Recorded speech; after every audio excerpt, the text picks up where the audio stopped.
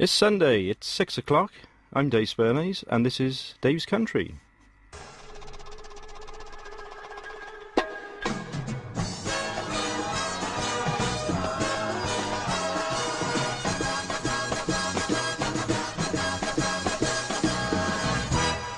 Dave's country music, Dave's country music, Dave's country music show. If you ain't listening, you will be missing the best country music show in town. In town. Hit 'em on, pull 'em on, hit 'em on. Bottom music, cut 'em out.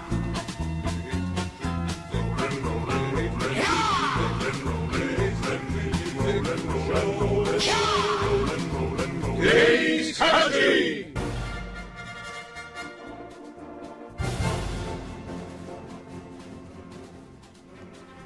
Hello, Shemai, and welcome to Dave's Country with me, Dave Spernaes. How are you doing this evening?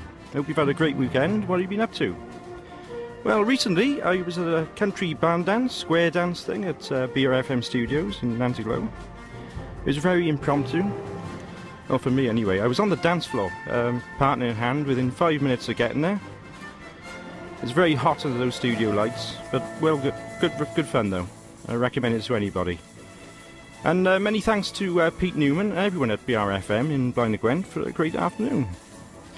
And of course the trivia question this evening is: Dolly Parton has her own theme, Pigeon Forge, Tennessee. What is it called? And in the studio tonight I have a guest, Roy Tompkinson. He's a local author and he's got a passion for country music. Could you give us some background on your career to date? Yes, I mean, I didn't start off as a writer. I started off in the financial services sector of the market, and I think now about 5 years. I started writing purely by accident, writing a few articles, writing a few things for the papers, and a friend of mine said, "Well, why don't you write a book?" So I did, and after rewriting it a few times, it was published, and really that was the start of my writing career. What did you do before? I was in the financial services sector, mainly doing compliance work and financial services. That's quite a leap, isn't it, from doing that to It's one being an dramatic author? leap, actually. Yeah. I mean, and if someone would have said that I would have now be a full-time writer, I actually believed it, because it's not just a sidestep, it's going up the whole flight of stairs and going out on the landing, so to speak. Yeah. But having said that, it's a good career and I'm enjoying it. I mean, it's not, I would say, anyone that's going into writing, if they're going in for the money, I wouldn't bother. No, I don't think you should do anything for the money, really. No, I agree with you. Life is too short to actually chase the buck all your life. Absolutely. If you enjoy it and there's money on the way, then that's a bonus, isn't it? Yeah. You enjoy life first, and if it's profitable, fine. Yeah. If it's not that profitable and you're still happy, why worry about it? Absolutely. I mean, if you get in by. Life is good, and you either enjoy it. I've got a saying, actually, that you either screw life or you let life screw you. Yeah. Right? And I'm a great believer that you get out of life what you put into it. And if you put in a lot, you get out a lot. Absolutely. And writing to me is now my life, and I do enjoy it. That's the main thing, isn't it? Absolutely. I was going to say, actually, what's your motivation for writing? Well, I mean, I'm motivated because I want to create characters and I want to tell my story in my way. One thing that's great about a writer, he can create his own people. I mean, sometimes when I write, as I come to the end of the manuscript, it's like a little bereavement, because you're going to leave these characters now. Yeah. You've been with them, you've created them, you've lived with them, you've cried with them, and all of a sudden, after that last period goes on the page, you're finished. Yeah. And then you move away, and the character's gone. I've got 3 published novels. Right.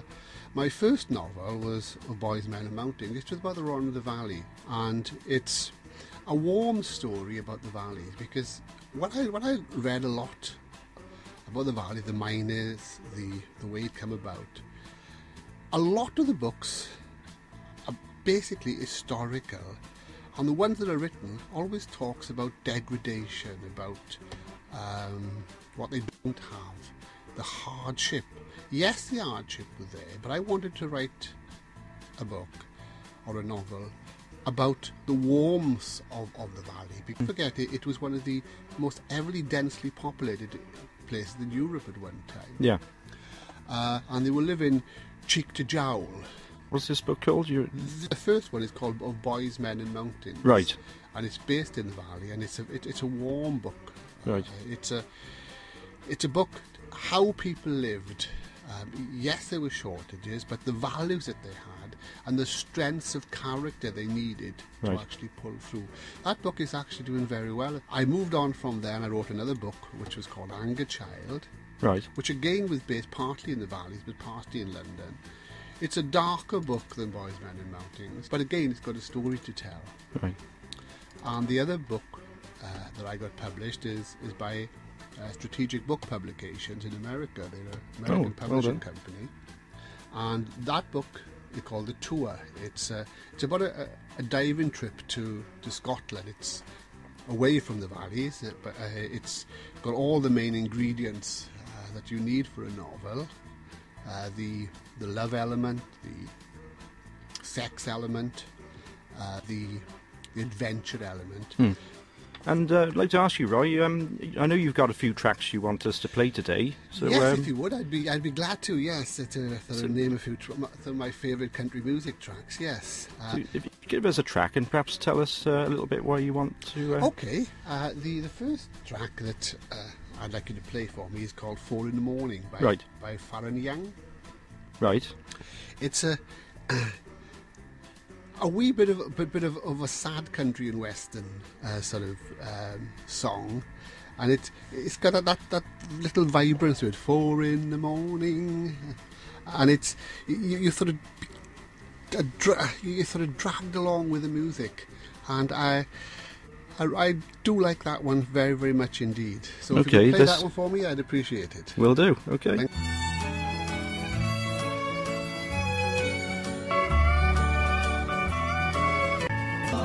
Once more the dawn just woke up the warning in me. It's 4 in the morning. Once more the dawn woke up the morning. Farron Young there. It's 4 in the morning. And of course, with us in the studio, we've got Roy Tompkinson. Hello, Roy. Hi there, still here. You're still here. And, okay, we're talking about, of course, Roy's an author, a local author. Where are you from, Roy? I was living in Pontypridd at the present time, but I was born in Rhondda. I think I said earlier, born in the Rhondda Valley. Yeah. Born in a place called Cwm Park, which is just a wee bit off Treorchy, which is the nearest town, really. Right. I mean, I've moved out of there quite a number of years now, but my father was a collier from mining stock, so to speak. And I remember the Rhondda before it changed, I suppose, and I think it's changed for the worst, but the people are still the same, and the people are strong-willed, they've got character, and you know, I'm proud to become from the Rhondda. It's a good place to live. Being Welsh, I'm very proud of being Welsh, and also proud of being English as well, and British. Okay. Because it's important that we don't go sort of too insular as a nation, and we remember that we are part of a whole part of Europe. European as well, and a person of the world. The people of the world, yes. I mean, absolutely. And that's important. Everyone has got a say and everyone has got a right, and democracy must become the new world that hopefully we're trying to create with what we're doing around the world. Being an author yourself, I was going to ask you about your favourite author, about the author that you most respect. One of the authors that have had a great influence on me is George Orwell. Right. I mean, I've read all of his works. He's a visionary, man. He was a visionary. He was a visionary. Yeah. He was an idealist. So I think we need to have a look at another track and see. Have you got any more I tracks? have, yes. This is holiday time. Yeah. I'd like to sort of get the old sort of upbeat tequila going. And right. how about Tequila Sheila by Bobby Bear? Sounds good to me.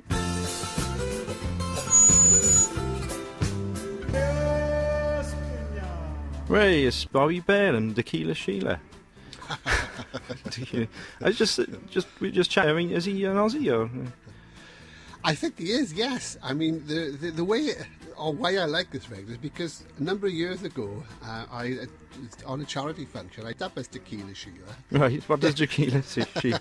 Tequila Sheila with her right. heels on, yes. Right. I had a beard in them days, and that's. We went I out don't know on what sort of thought that the is. town, yeah, Is that only at weekends or? Well, to raise money really for the charity we were on. And I don't know if I want to ask anymore. I really and the song was Tequila Sheila, and that's what we were sort of.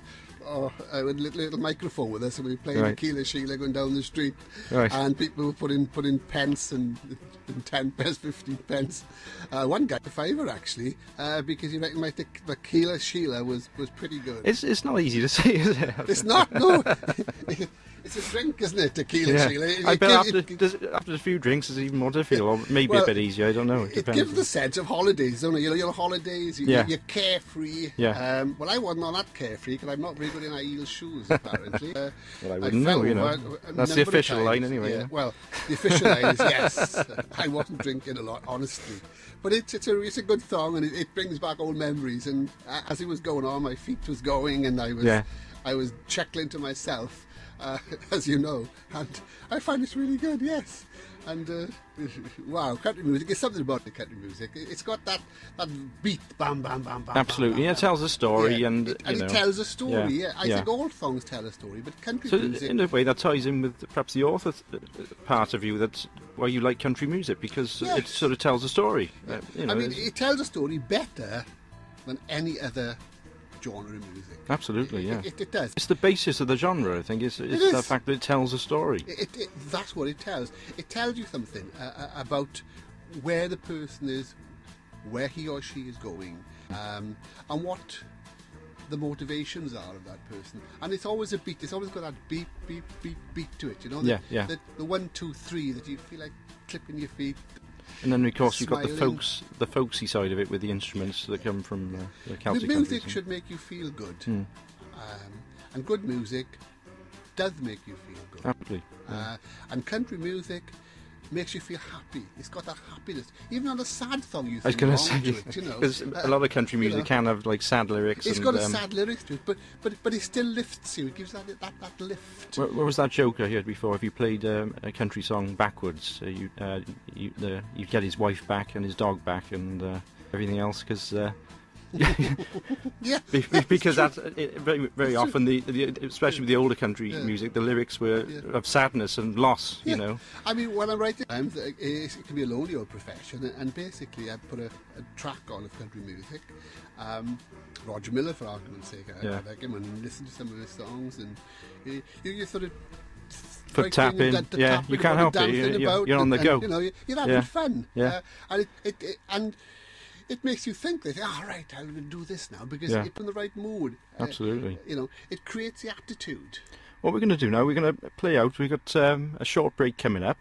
Right. But we're going to play out with another track. If you could let us know a track. Yes, I would like to. Let's go upbeat. Let's go King of the Road by Roger Miller. Excellent.